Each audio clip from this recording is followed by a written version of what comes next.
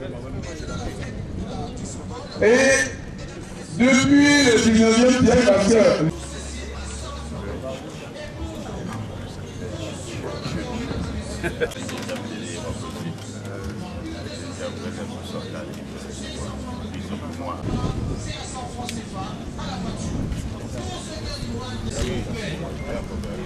aujourd'hui, la grande nouvelle qui coûte 100 francs et qu'on doit les appeler désormais le samedi et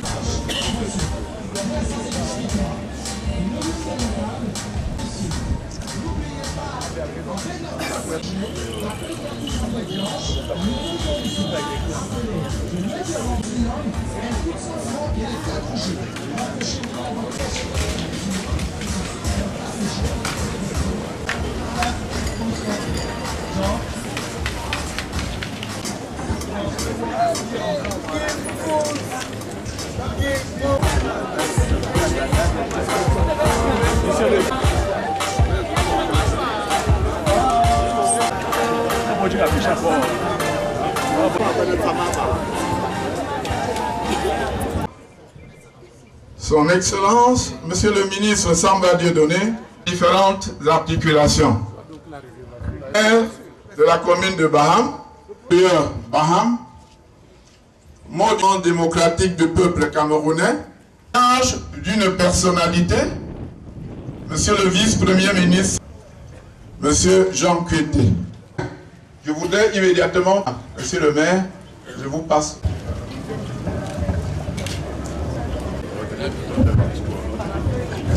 Monsieur le représentant personnel du président de la République, préfet du département des Hauts-Plateaux, Monsieur le président de l'Assemblée nationale, tout Bangou et Bati, très cher, mesdames et messieurs les élites extérieures et intérieures, mesdames et messieurs, substantielles, des immenses opportunités de création des richesses.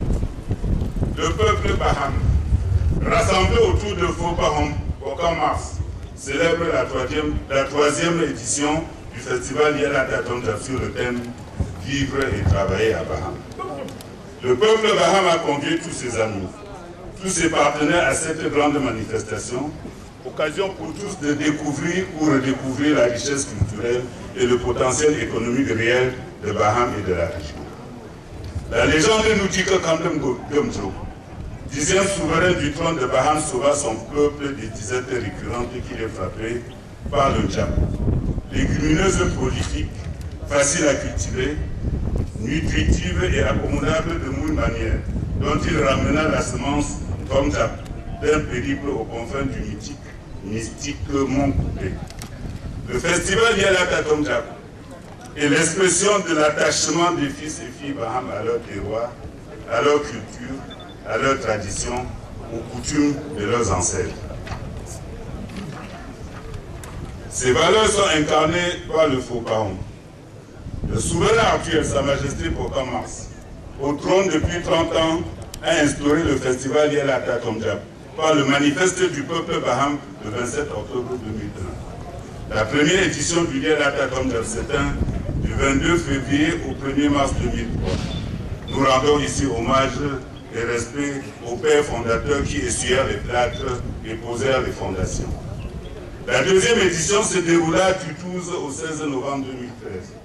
Hommage encore et respect aux intrépides qui reprirent le flambeau pour confirmer et asseoir cette belle idée. Voici donc la troisième édition. Cette édition est exceptionnelle car elle coïncide avec les 30 ans de l'accession au trône de Sa Majesté Pokam Mars.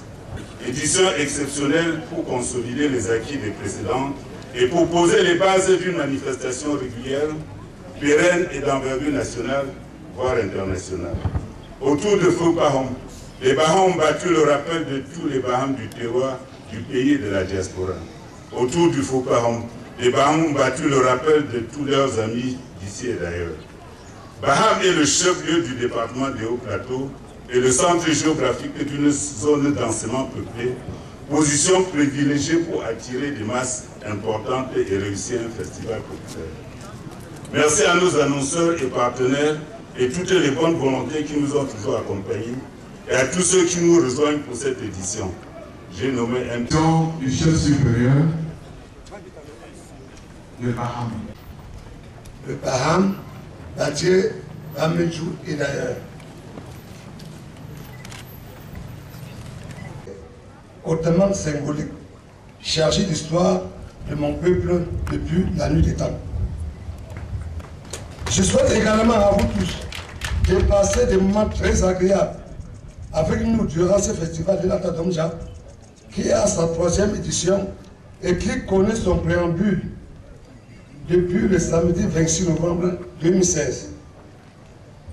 Monsieur le représentant personnel de l'État, mon peuple tout entier et moi-même disons grand merci à son Excellence, Monsieur le Président Paul Biya, pour avoir envoyé à Baham ces jours pour honorer mes 30 années au trône et le festival de l'Atadomja.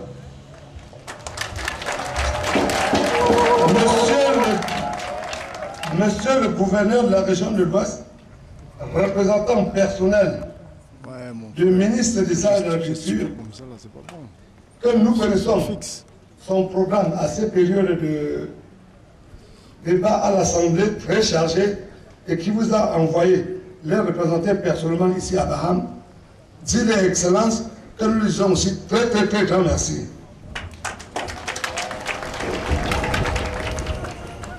Mesdames et messieurs et très chers invités, merci d'avoir honoré de votre présence cette édition de notre festival. Puissiez-vous sentir chez nous et chez vous. Mesdames et messieurs, ce festival que mon peuple et moi avons décidé de mettre sur pied depuis 2003 a été pensé et voulu pour être un moment de rassemblement, un moment de communion et de partage, un moment d'ouverture aux autres et ensuite un moment pour marquer notre présence, notre apport au rendez-vous culturel du donner et du recevoir. Oui, monsieur le représentant du ministre des Arts et de la Culture, distinguée personnalité, mon peuple, le peuple Baham de Cameroun, entend participer activement à la préservation de son identité culturelle et contribuer à l'enrichissement de la culture de notre pays. C'est pourquoi nous entendons fort des efforts constants pour sauvegarder notre patrimoine culturel qui fait partie intégrale du patrimoine national. Comme tout œuvre humain, depuis la première édition jusqu'à cette 3e, en passant par la 2e édition, nous cherchons à améliorer, à nous ouvrir davantage aux autres, tout en restant nous-mêmes. Nous voulons que nos compatriotes de tous nos villages léguer aux générations futures les savoirs et savoir-faire ancestral. Nous voulons que le peuple Baham travaille davantage pour son développement, qui réfléchit davantage sur notre devenir commun, qui collabore davantage de manière à être partout parmi les meilleurs pour mieux participer au développement de Baham et partant au développement du Cameroun. Nous voulons que partout il se trouve, qui se distingue en bien et qui ne se laisse jamais tromper.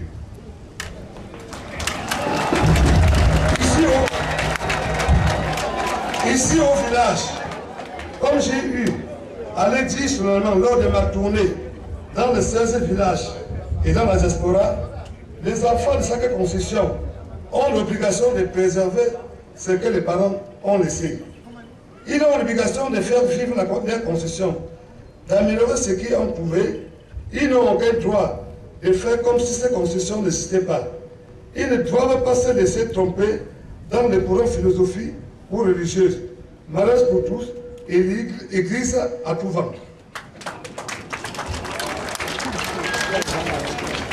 Comme je l'ai dit plusieurs fois, dans certaines circonstances, moi, aucun Mars, je dis à mon peuple et à ceux qui viennent m'entendre que nous sommes nés dans le mariage entre un homme et une femme, ou un homme et plusieurs femmes, que nous avons grandi avec nos religions traditionnelles, puis avec les catholiques, les protestants et nos frères musulmans. Encore une fois, mon peuple ne laisse pas tromper. Soyons vigilants dans nos familles, dans notre quartier, dans notre arrondissement, dans notre département pour le bonheur de notre pays, pour le bonheur du peuple que Dieu nous a confié.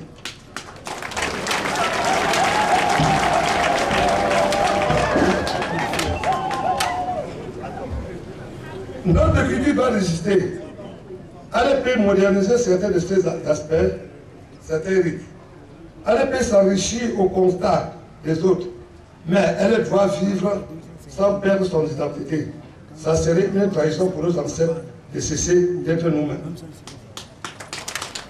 Mesdames et messieurs, le délégat Tomsa est là. Nous l'avons confié à Dieu Tout-Puissant le 27 novembre 2016. À travers les conférences, débats, à travers les formations, à travers les séminaires de formation, que mes filles et mes fils retrouvent les pouvoirs.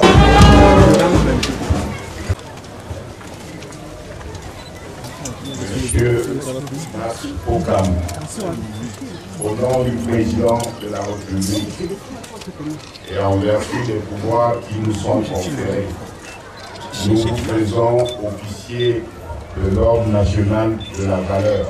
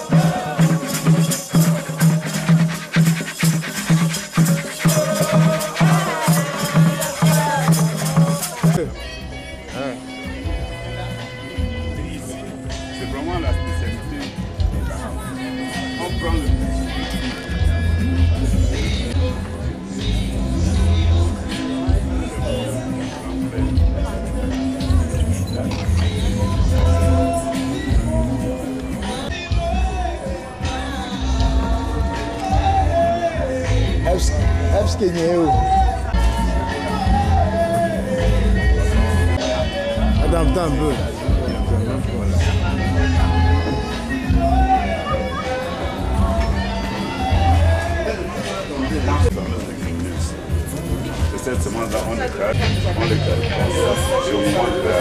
voilà, juste avant le pluie, on sème. Et nous sommes en train de développer ça maintenant parce qu'on leur apprend à cultiver en toute saison avec l'irrigation. Et après maintenant, on les transfère là-bas pour les développer. Nous avons déjà installé 18. Ils sont déjà opérationnels. Donc ça, c'est du vivre et travailler à Baham. Parce qu'on peut vivre et travailler et s'épanouir à Baham. Il n'y a pas besoin d'aller courir les machins. Et ça ne coûte pas grand-chose au fond. C'est ça notre philosophie. C'est-à-dire que nous recherchons, puisqu'on est en pleine interview là, en fait, ce que nous recherchons, c'est développer des activités qui sont peu demandeurs de capitaux, mais générateurs de revenus importants. Par exemple, pour monter un élevage d'escargots comme ça, vous voyez que vous avez besoin de 2 mètres sur 2, de 4 mètres carrés.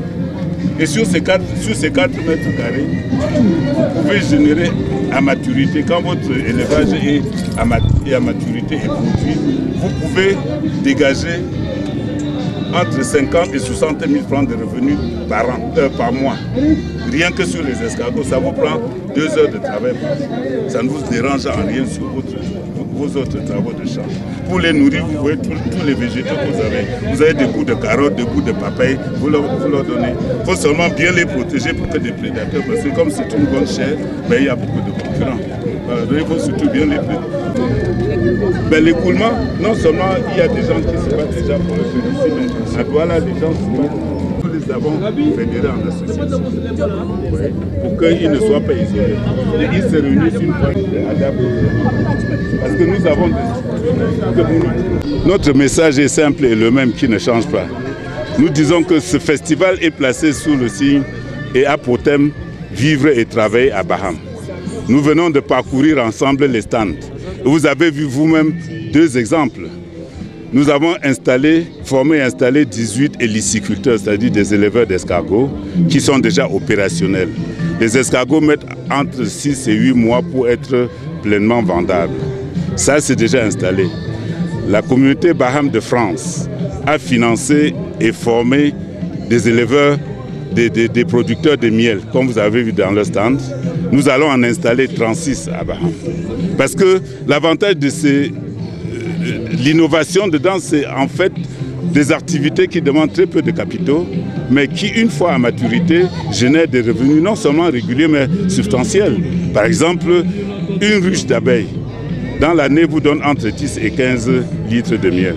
Si vous posez 10 ruches, prenons dans votre concession, sur 1 hectare, dans l'année, vous sortirez 150 litres de miel, que vous mordez entre 2000 et 2500 francs le litre. Vous voyez les revenus que ça fait. Et en fait, une fois que vous avez bien installé votre ruche, il n'y a plus rien à faire. Pendant que vous dormez, j'allais dire, les abeilles travaillent pour vous. Voilà. Il faut seulement les former. Et deuxième chose, nous avons une chance à Baham d'avoir une ferme expérimentale avec un ingénieur agronome extrêmement dynamique. Toutes ces initiatives, nous leur passons la main ensuite et ils vont suivre et former. Pour que ces initiatives perdurent, nous fédérons toutes les personnes que nous formons en association en attendant qu'ils gagnent assez d'argent pour devenir des coopératives. Comme ça, ils n'auront plus besoin de notre secours, ils seront autonomes. Vous voyez par exemple, il y a un stand que j'ai tenu particulièrement à vous montrer, c'est celui de réhabilitation des handicapés. Pour le moment, ils vivent de subventions et de dons. Mais l'objectif, c'est que d'ici à 5 ans, ce soit un centre autonome. Ils ont déjà ouvert un centre de kinésithérapie où ils procèdent au massage des gens accidentés, des gens, et ça leur génère des revenus. Ils ont développé leur atelier couture, etc., etc. Voilà le thème vivre et travailler à Baham, parce qu'on peut vivre, on peut travailler et bien gagner sa vie et s'épanouir dans nos villages. Voilà. Et